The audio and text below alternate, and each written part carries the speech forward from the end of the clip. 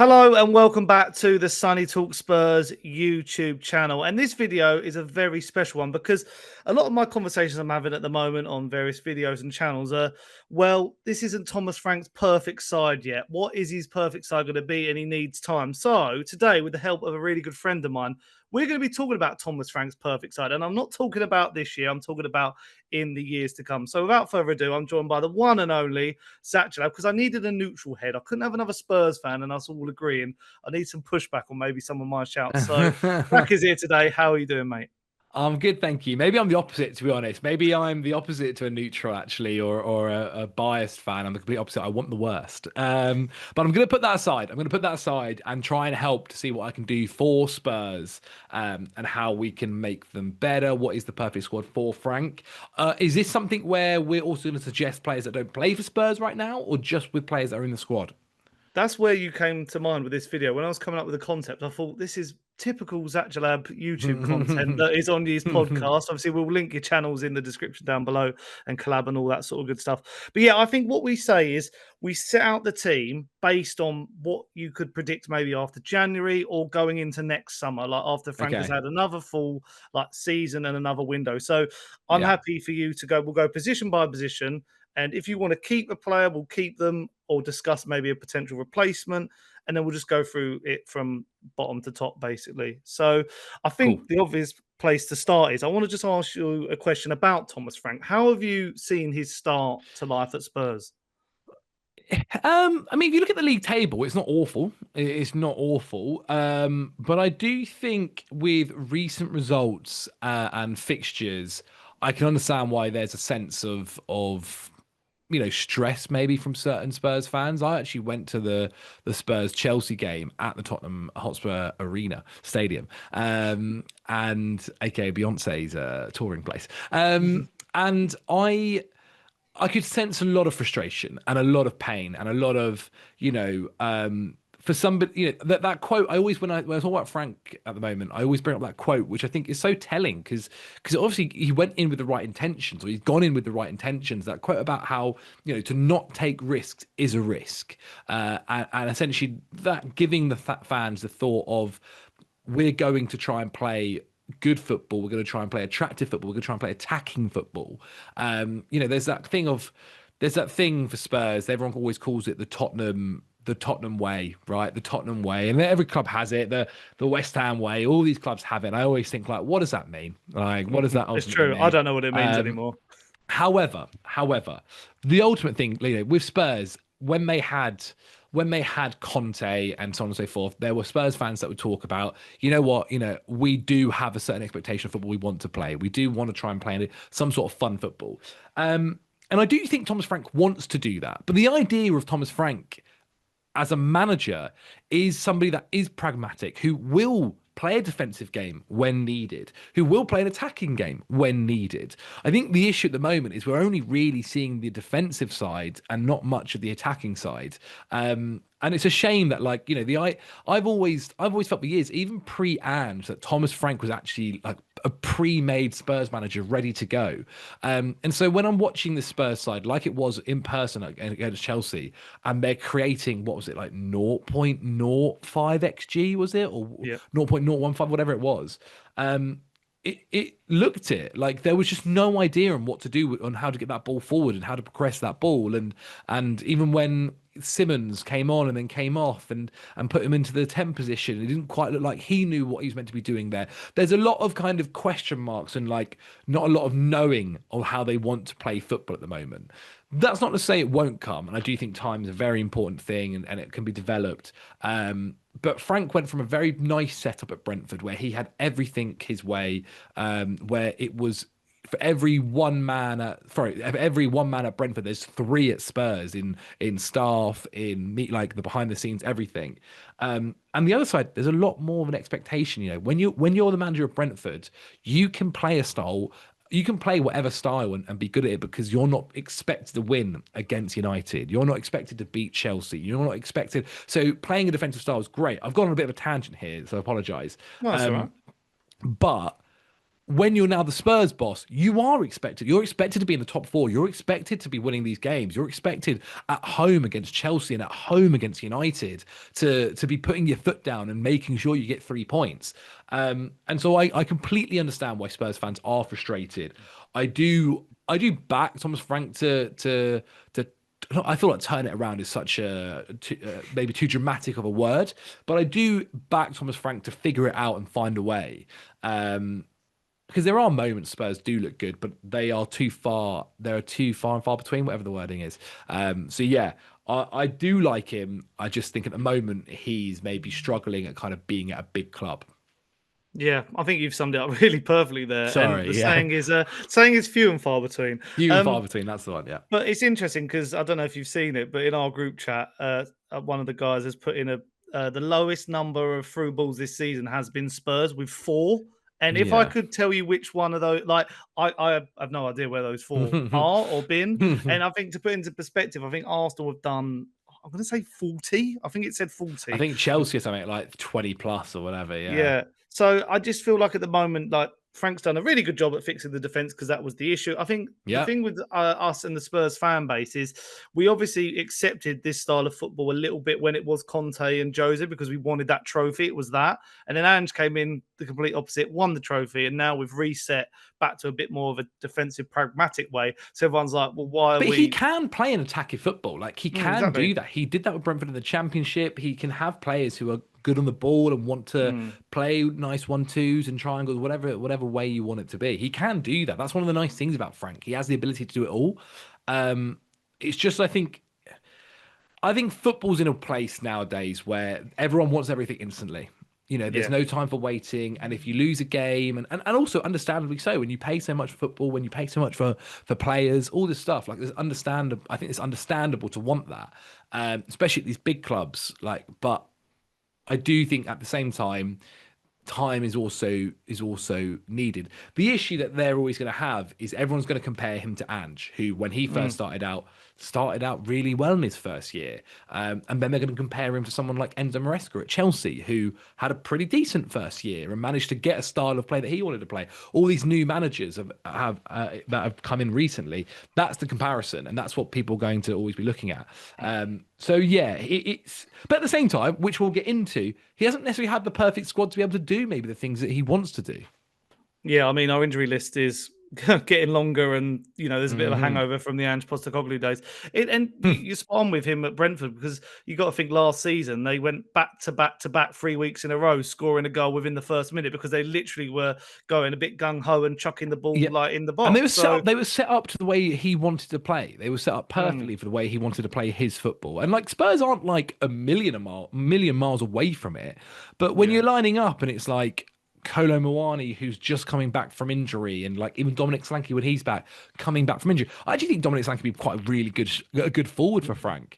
But it's a lot of players like that aren't 100%, and a lot of players are kind of either finding their feet because they're new to the league, or they're playing in a brand new way that they've not played before, or they're injured. Like that's the crux of it.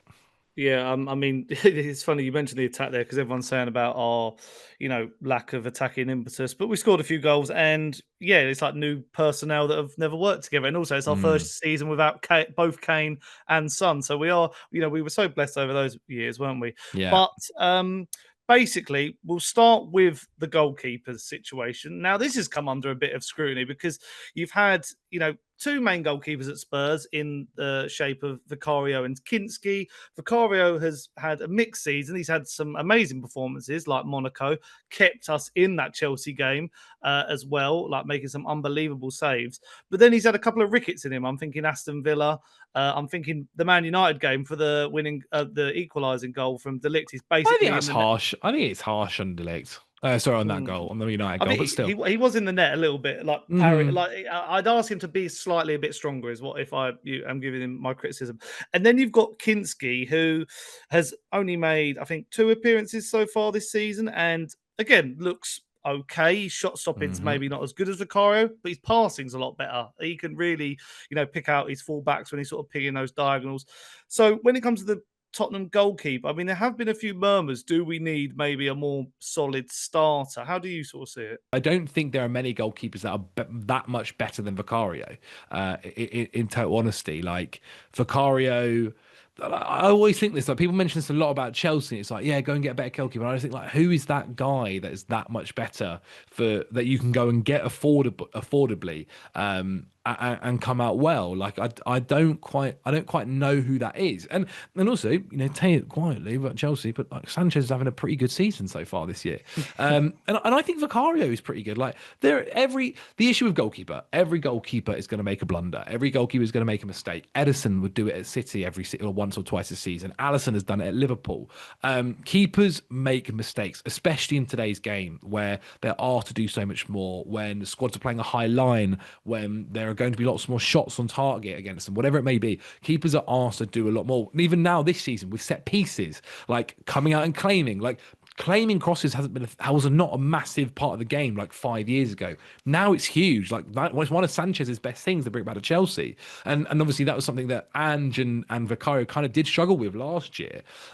So yeah, sure. Like, you know, if you want to go and get someone who, if there's somebody out there that you could afford that wasn't crazy priced, like sure, bring him in to battle against Vicario. Like Kinsky had that great I think Kinsky did pretty well when he came in last season against Vicario, but sure, he's not necessarily like battling Vicario for the #1 shirt. If you want to bring someone in to do that, then I don't hate it. I'm not going to sit here and be like, yeah, don't do that. But my goalkeeper research at the moment isn't incredible, so I don't have many names coming to the top of my head. So there's just no one off the top of my mind where I'm like, yeah, Spurs need to go and get him. I think Vicario is absolutely fine and definitely not a place where I'd be looking to go and like spend 50 million on right now. Yeah, I'd say Vicario. I know I was going in on him a bit there, but he has been better in those scenarios compared to last season, like claiming and from set pieces. And I think you're spot on. Like all the established goalkeepers are pretty comfortable at their clubs, and all the like up and coming goalkeepers are, you know, I mean, to take into consideration Mike Penders, who's on loan from you guys at Strasbourg. I mean, Yeah. that, you know, those sort of goalkeepers have been snapped up. You know, PSG with their new goalkeeper as well. Like they've already been sort of plucked up, these goalkeepers. So I mean, think that's kind of what Spurs done with Kinsky, right? Like that's one of the ideas around him, getting in this young goalkeeper who maybe in time they can have battle against Vicario, a young guy. I know, like United kind of got to a point with drastic levels where they had to go and get somebody basically that had maybe a little bit of confidence with Lemons, and so yeah, look, if there's one available for a good price, fine. But I genuinely think like there are bigger. I'd rather maybe go and spend that £20 million elsewhere. Yeah, no, I think you're spot on. So I think we'll keep Vicario in that starting spot. Yeah, And well, you never know. Kinsky might, you know, make a state of claim in the FA Cup I'm or in the fine. latter Yeah, stages of the Champions League this year. yeah, We'll move on to fullbacks now, and I'll do this as one sort of big thing because, especially with yeah. our fullbacks being versatile enough to play on both sides. So obviously we've got Udogie, you've got Djed Spence, and you've got Pedro Porro. Now, how do you see? Because a lot of people like one week these are the three of the best fullbacks in the league, and then another week they're all getting called out individually for mistakes. So, who, first of all, who would be your starting pair, and is there any improvement on any of them? I think Udogie needs to be starting left back. I think he needs to be starting left back. I like Spence. I like the fact that Spence can play and cover both sides. I'd actually rather him rival Pedro Porro. I've got a little bit of an issue with Porro. Like I kind of don't see what everyone else sees around him. I never really have. Like, yeah, he's had great games, but he's had lots of stinkers as well. It's actually a position. I don't know. I feel a little bit for Spence because you can tell Spence feels a little bit awkward sometimes on the left. I think Chelsea, in that Chelsea game specifically, in that first half, I remember I just saw, and obviously we saw it happen in post match, but I felt like I just saw Thomas Frank coaching Spence the entire game and telling Spence to like get up on that left wing and go forward. But Spence isn't naturally left-footed and he wants to come inside. Like that's what his natural instinct is to do as a right-sided player on the left. And like he's fine versatility wise on the left. He's fine, but he's going to always be a bit more of a defensive left back in that case rather than an attacking left back, I think. And that's why I'd always be pushing for Udogie to do that. I know Udogie has injury issues and also like had such an amazing first year under Ange, and then the second year was a little bit 50-50. But that happens with young players. That can happen quite a lot with young players. We've seen it happen for years. So I would still like look to be starting him. And if you wanted to then go and get another left back to battle him, I don't mind that. I think that's quite fun. Like even a left-footed centre back that can play left back, like that's a good idea to do. Obviously, we've seen Van der Ven have to go out there once before. And that way you're covering the left centre back slot and the left back slot, and then you've got Djed Spence there as your cover. And then I think you let Djed Spence go and battle with Pedro Porro. Like I even believe really like if a club came in for Pedro Porro, and maybe a Spurs fan you might say otherwise. I think if a club came in for Pedro Porro and offered a decent amount of money, like I don't know what that exact fee is right now, and how much did you guys spend? I'll find out in a second, but I wouldn't be against that. I wouldn't be against it. I think there are a lot of. I think fullback is actually an era now. We're in an era of fullbacks where I think like there are quite a lot of good ones around, and you can go and like spend not crazy money to go and get an up and coming fullback as well. And so Pedro Porro, like if someone came in with if someone came in with 35 million for Pedro Porro, is that awful? Would you not take that? I mean, that would be really good. I'm just looking at it now. I think we paid 40 million euros, and then Marcus Edwards was part of the deal who went the Wow, it's other a lot of way. money. Flip it. And then I think because Marcus Edwards is now at Burnley, I think there's a clause in that, so that Okay. would have been part of the deal. It's because we were desperate, weren't we? It was under Conte. We needed a player who Yeah. could play on the free at the back. So the way I see it And with now the you don't fullback, even play three at the back. Like, and it is just a bit of a crazy situation because I think like these three fullbacks in their own right have good attributes that can help this team. I think the perfect evidence was the Man United game because there was moments where Djed Spence is on the left. You can tell he's not comfortable. He's playing balls up the line with the outside of his right foot, and you're like, yeah, you don't want to be playing in this position. yeah. And as soon as Pedro Yeah. Porro came off, and Djed Spence went to right back and Udogie came on, we saw width on the left and Yeah. overlaps, which we hadn't seen up until probably the 70th minute when the change happened. And Djed Spence looked more comfortable on the right, and he was defensively more sound. So that's where I see it. I think Djed Spence, a lot of people have called out his attitude, especially after the whole snubbing incident. And with Pedro Porro, my issues lie with we all thought, okay, he's maybe not the most defensively sound, but he was quite a creative monster in these early seasons at Yeah. Spurs. Yeah. But He now was. He that is was. it's dried up quite a lot. And when we are, I'd say, in possession, we sort of go to a back three where Pedro Porro is on the right hand side and offers a bit of pace if a team tries to counter us, and Udogie is applying the width of the attack on the left. So you're also Hmm. sitting there going like, well, but Porro isn't a great defensive. There are cut times where a ball will go over his head and he misjudges the flight of it. Yeah. So Yeah. I guess at the moment I would go with like my starters would probably be Djed Spence and Udogie.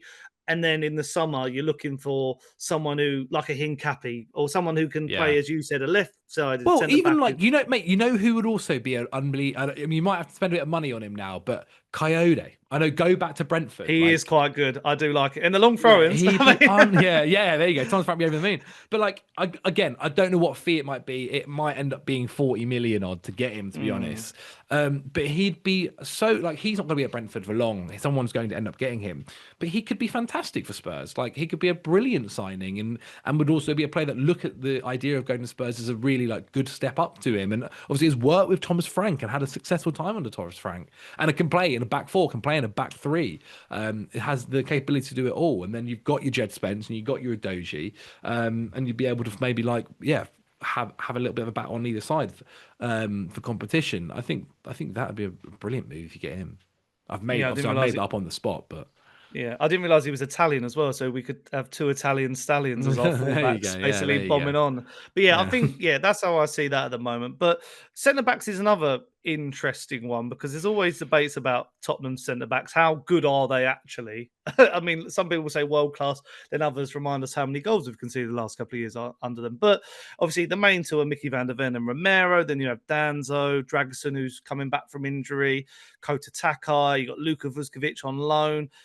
I guess, these two pick themselves, but I just want to get your Yeah. opinion then on what you make of them as a defensive duo. Are they actually, as good as some people say they are, or do you think there's still flaws in some of them. I think they're fantastic. I think they're, as a duo, they're amazing. I think they both, for one's weakness, the other one covers. And like with Van der Ven's pace allows them to play a high line when they want.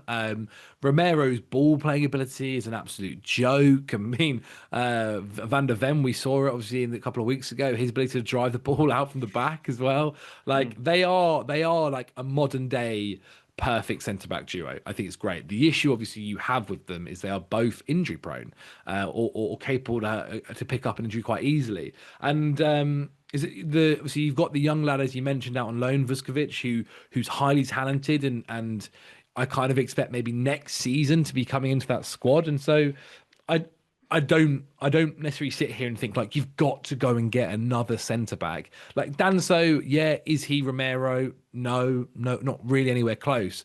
But Vuskovic is obviously fantastic, and he can be somebody like next year will actually be trying to battle with the two centre backs for like a first team place. And obviously in football now, there's so many minutes available that like he'll be able to get it. And obviously with their track record of injuries as well, will be able to feature a decent amount. It's kind of interesting to me that actually maybe he didn't even stay this year, possibly. But like, look, you want to make sure he's getting first team football, so absolutely fair enough.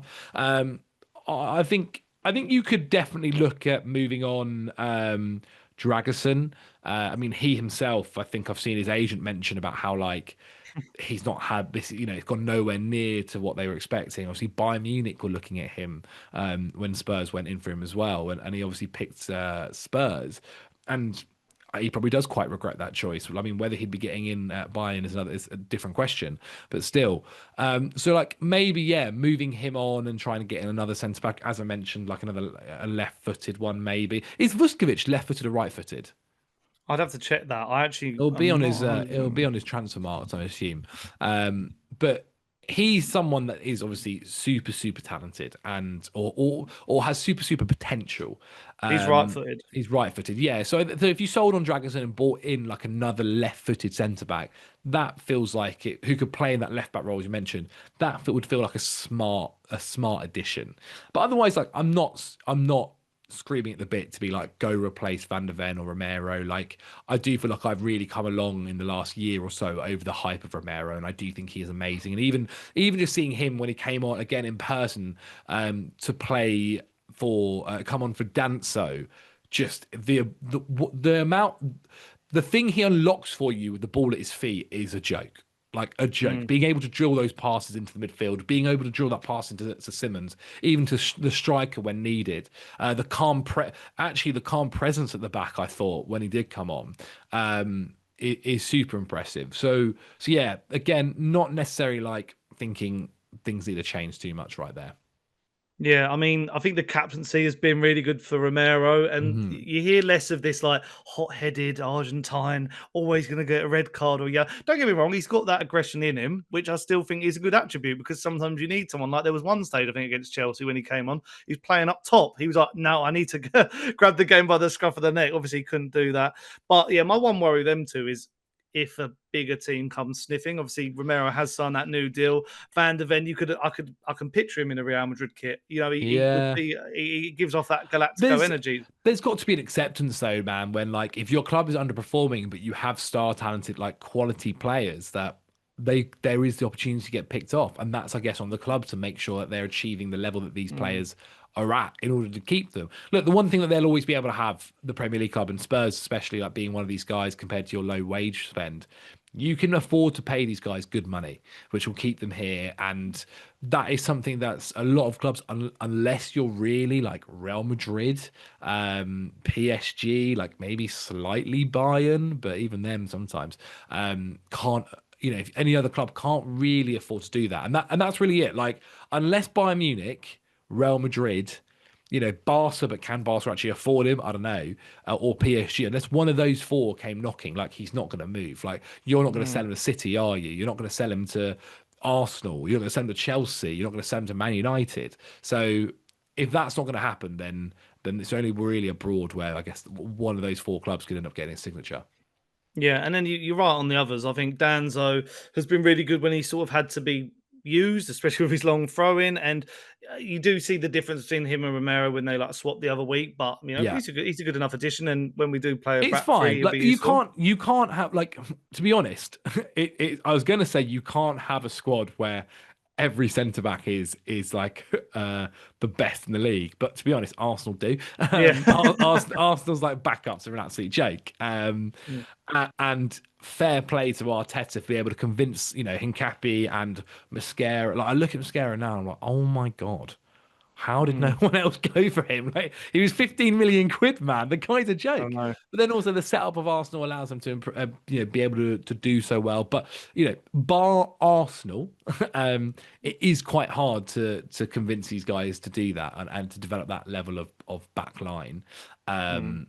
But to be honest, like maybe that is something that Spurs can try to achieve too. And like again, that they bought a very young Spanish defender. I think he actually might. I think there's rumours he might change his international pledge to Colombia. But anyway, and that's kind of what you have done with Vuskovic, right? A young centre back who could be really, really good, and hopefully next year, once he comes back from this loan, he's ready and fit and firing to try and get into this first team.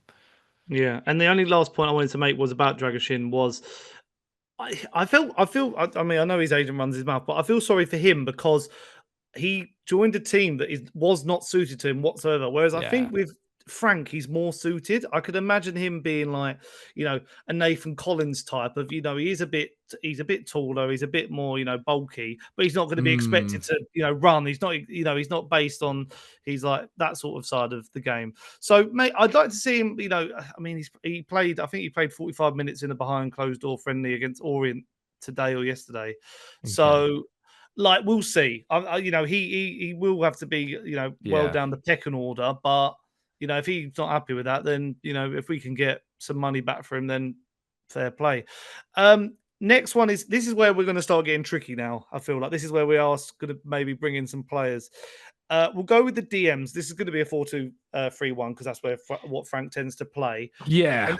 And the DMs has been controversial because we have two players who seem to play a lot of the games, but when they're together, people don't like it. Fans, hit the fan. They really get annoyed at the pairing of Palhinha and Bentancur, but they have showed good individual quality. Palhinha has scored goals. He's got the most tackles. He's got a few assists in him as well. Bentancur, when he's been paired up with another midfielder, has looked quite strong and has provided some legs. Then you've still got the likes of Lucas Bergvall, Papa Matassar, Archie Gray, who's injured. He's still Yeah. there or Yep. Yep. Yep. thereabouts. So, but there will be people, and I'm just going to chuck names out here, and some of these are very unrealistic, but people at Spurs, and I'll quote Ben Bowman, want a sort of ball playing midfielder like an Adam Wharton, like an Elliot Anderson, or like a Carlos Baleba, but they're in a different stratosphere of probably what we can actually attract to the club. So, with all that in mind, Zach, where's your thoughts with that? I I I think Spurs can move beyond Bentancur now. I think Spurs can move beyond Bentancur. I think there's a place for Palhinha. Like I think there's a place for him, not necessarily maybe in the starting 11, but at least in the squad.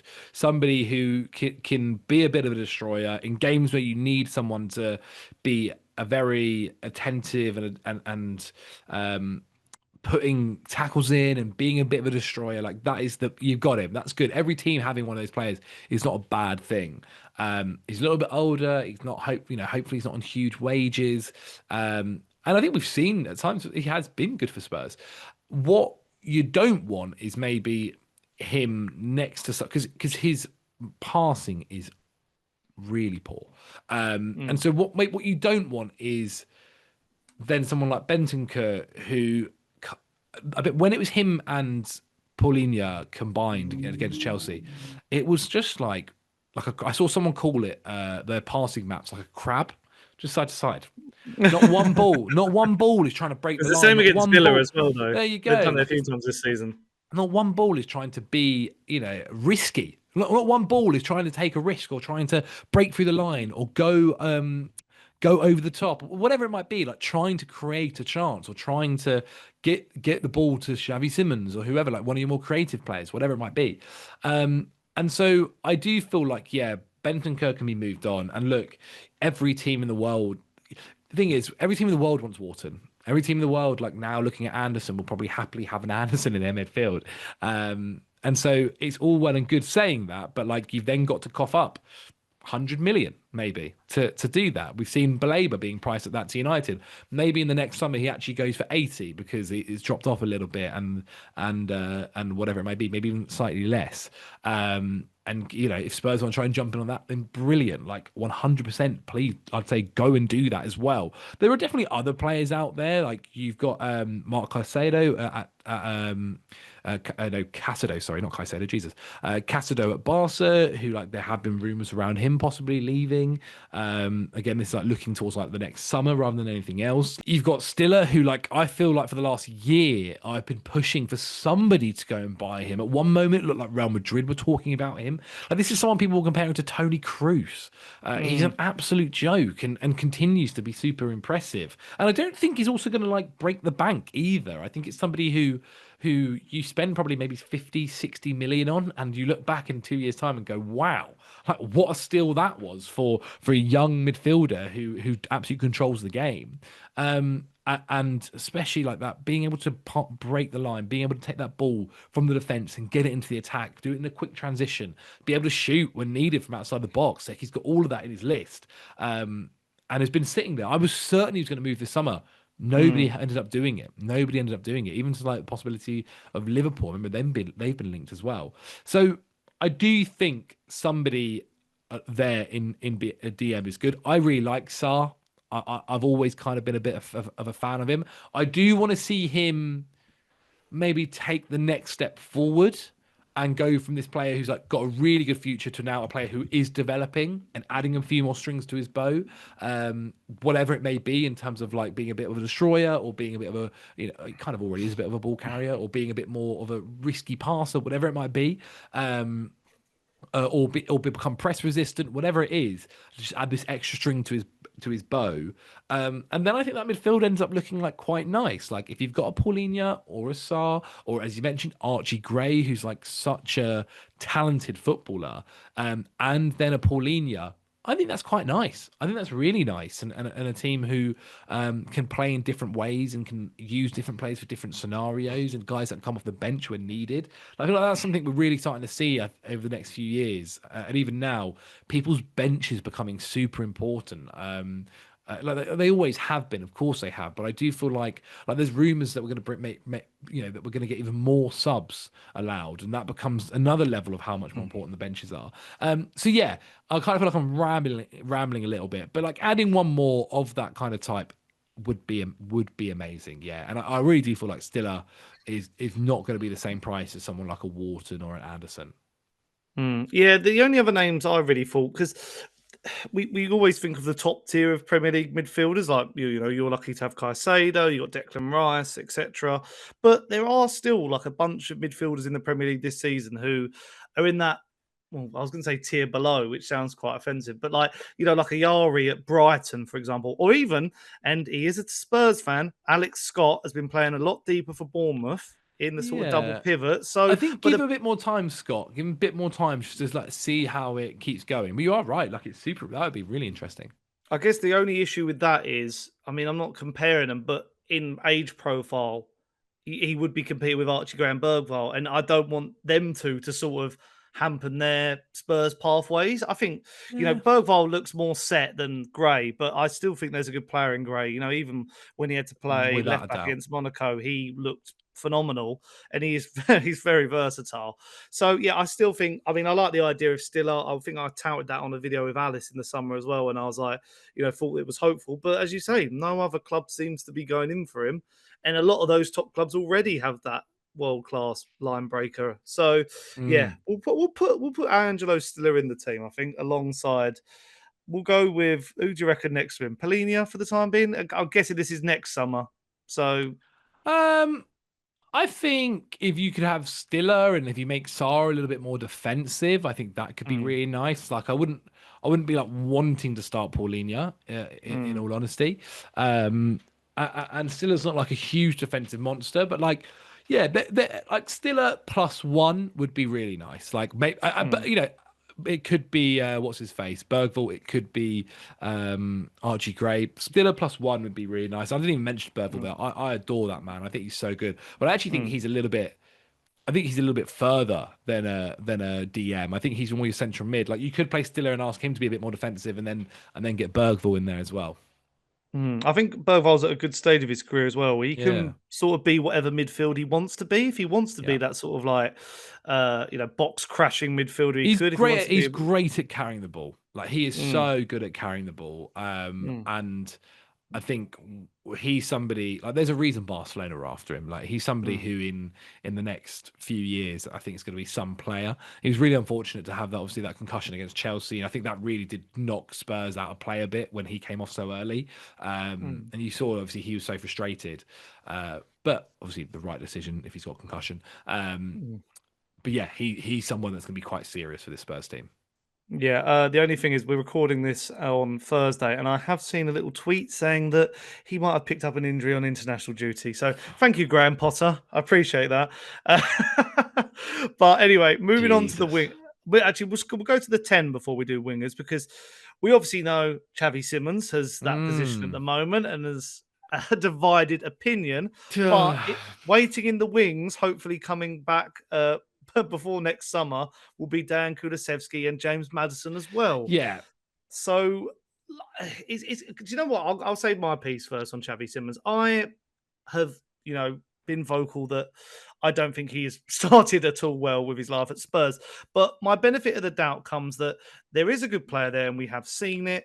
He has come into a very tricky situation. In an ideal world, you hope that one of the two I've mentioned who are injured were there and they could Yeah. sort of dovetail and rotate. So there's not that pressure for him to really hit the ground running.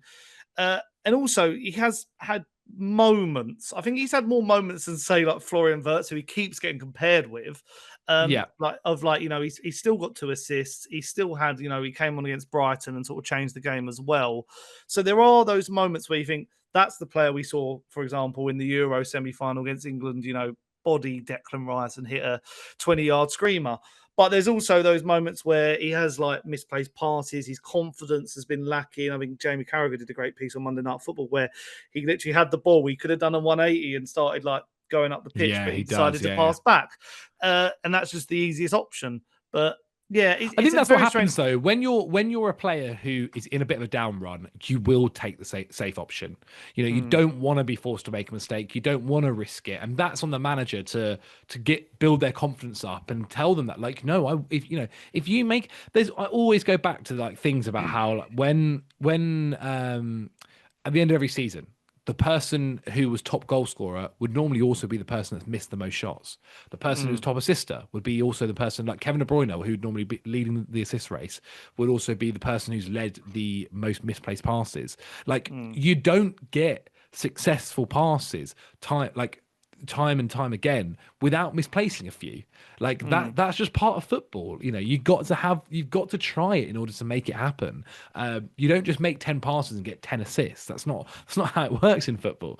And so, but to do that, you need to have the confidence in yourself, and the team have to have the confidence in you to allow you to make that pass. And that doesn't help as well. Because I saw it happen. It doesn't help when then obviously at home we know how everyone knows how like the bad home record that Spurs have, but it doesn't help them when they do misplace a pass. You hear the whole stadium go, oh, like yeah. that's not going to help their Mm, confidence, man, at all. And look, maybe actually in a time like this where Spurs aren't doing so well, okay, maybe you shouldn't try the 60-yard ball. However, I'm not. I'd actually be a little bit more annoyed. And you hear managers say this all the time. If they did stop doing that, if they did stop trying that, and instead kept doing the one back to the defense, back to the goalkeeper. Obviously, it all depends on certain match scenarios. Like if Spurs are winning 2-0, and rather than going for the safe pass back and Simmons goes for a 60-yard over the top ball, I'd be a bit like, okay, come on, like you got to have the context here. Keep the ball, let's keep possession, to make sure that we can keep ourselves ahead. But like in the context of someone like Simmons who wants to get the ball, who wants to carry the ball, who wants to pick it up on the edge of the left side of the box and have that shot where he was doing so well for Leipzig and wrapping it into the top right hand corner. That is where you do want to see it happen. This is a player who I myself was very excited for the prospect of coming to Chelsea.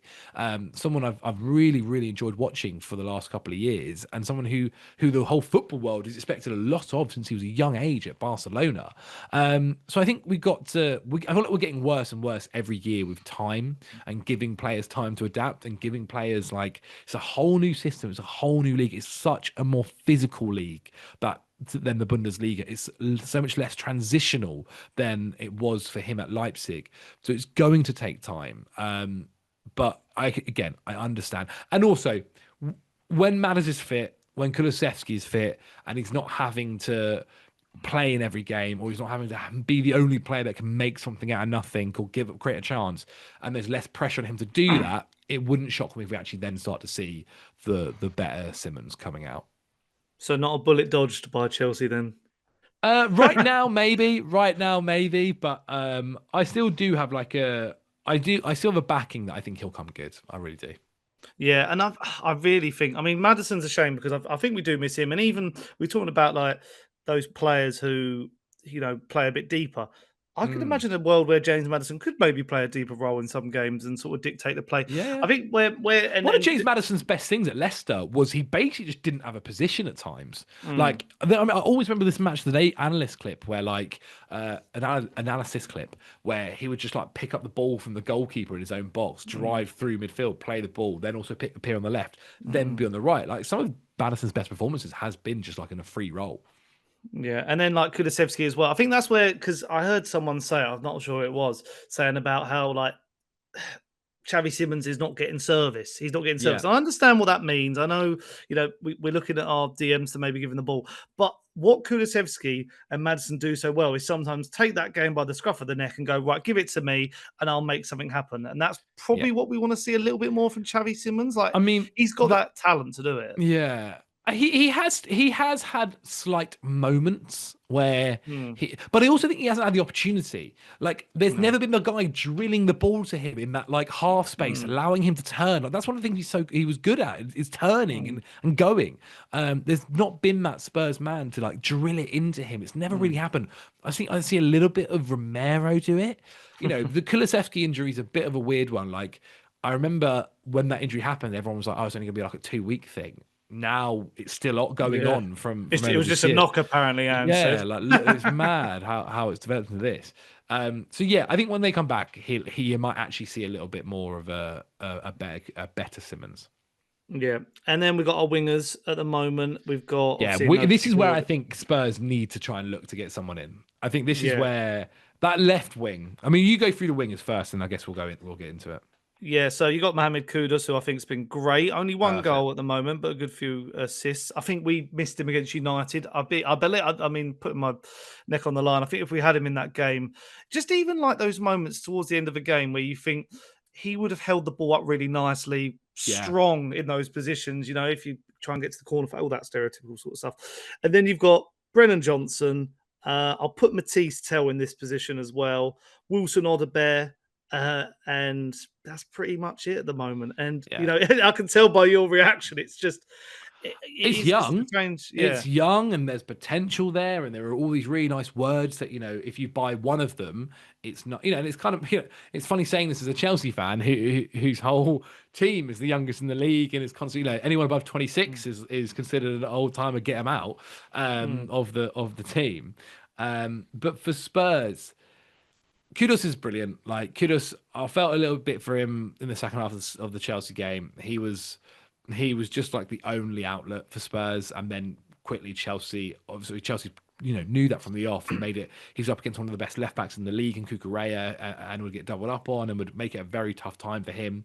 The left side, I like Odobert. I think there's a chance with him, and he could play both wings, and I think there's definitely huge potential there. I think Tell is kind of I don't know. Like I still the fact that you've called him a winger, and I've kind of felt like he was always destined to be a striker, kind of says about how things He's are just going for him at really the he's moment. just really raw, isn't he? Him and Yeah. Odebear, they're just raw. You can tell because it's that decision making. You know, when you have Mm. like a, I keep calling it like, for example, in Buemo, like when in that game, he's got that killer instinct of like, I know where the back of the net is.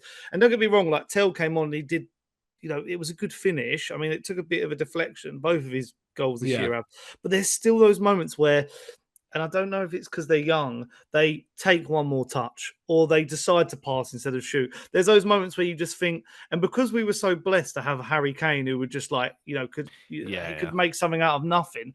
We're probably like always going to, and like Tottenham over the years, look how many forwards we've had who have been like world class or good, like Robbie Keane, Berbatov, Sheringham. The list goes on and on and on. So we do like expect better quality from our forwards, and I think Odebear, you can see more in him because he's a great dribbler. He's like Yeah. electric with the ball at his feet, but with Tell it's just a frustration, and because he's not in that Champions League squad as well, there are moments when you're sitting there going like, but where does he fit in then? Why did we buy him for 40 million? Mm. No, These are questions that I have. I think, and they're very, very valid questions, mate. Like you look at it, and then even like the last minute move to bring Kolo Muani in, it's like, okay, so Mm, obviously Solanke was injured, and so they do like they knew they needed another striker, but what does that say to Tell? Where it's like, okay, well, when we mm, don't believe you're a striker, or we don't believe you're a good enough striker to progress us further, at least at the moment, or be developed just yet, or well, starting just yet.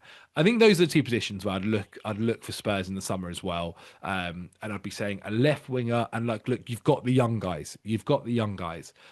Get someone that is like, how old Kudos? Is it 24, yes, 25, I something like believe that? so. Like, go for that age range, go maybe a little bit older, 25. even 20, yeah, 25. So yeah, 25, 26, 24, like that age range, even a 27. I'm not like Anton Semenyo, like would be Mm, unbelievable on that left wing. Like, yeah, you're gonna have to spend a bit to get him, but he'd be really, really good on that side.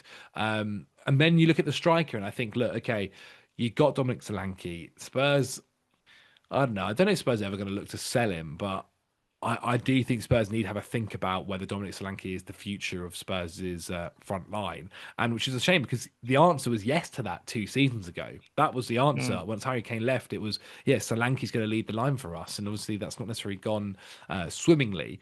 And whether Tell's a left winger or a striker, fine. Young backup, fine. I don't mind that. I mean, for him, he left Bayern because he was a backup to then go to Spurs to be a backup. I don't know if that's what he would have entailed or imagined, but I do think you look then to get in another striker, and you don't make. Mm. Look, I've not seen enough of Kolo Muani, but I don't think that move should be made permanent.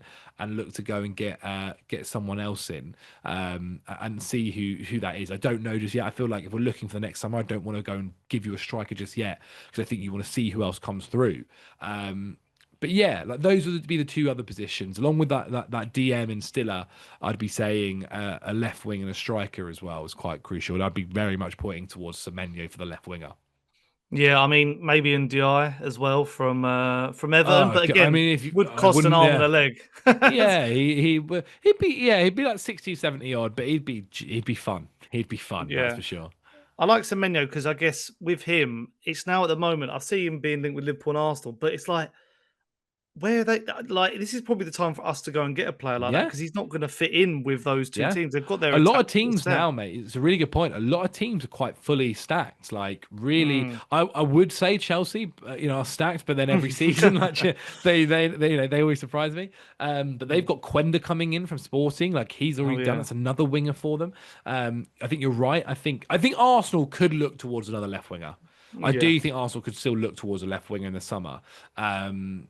And whether that, again, is either boys from Real Madrid. I still think Rafa Leao would be a fun addition. But there are still enough wingers out there for Spurs to kind of be able to go and get someone unchallenged, hopefully.